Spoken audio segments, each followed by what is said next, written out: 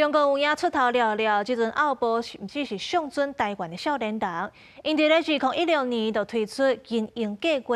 中国是要求各家企业要提供名额，予台湾的学生去实习。今年的校纸、各代办甚至是动员几若10间的公司，食的、住的拢总包，逐工阁补贴学生100块人民币。 中国统战的手法多变，为了巴结台湾少年人，2016年开始推出1年计划。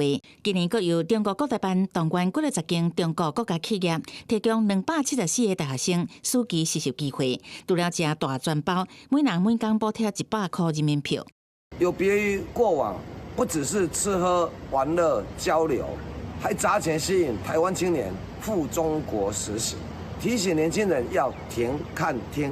避免落入统战的圈套。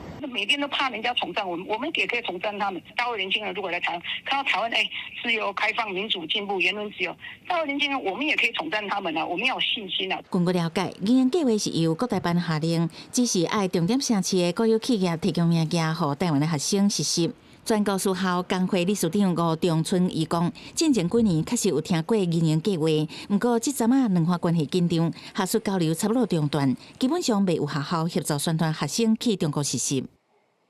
大概在去年，大概就全面都断绝这个学术交流的管道了，包括我们老师现在如果要去参加大陆的学术交流，我们都也很谨慎。如果是国际性的，我们 OK。 但是如果是大陆他主办的一些学术研讨会，我们大概教育部都建议我们不要去了。校园统战类似事件，较早嘛捌发生过中华昆平会涉嫌招收大学生参加统战团，后续因为无伫期限内改善会务问题，去内政部依法改善处分。一旦讲是两岸青年交流第一品牌的结成团，嘛互外界质疑活动牵涉到统战。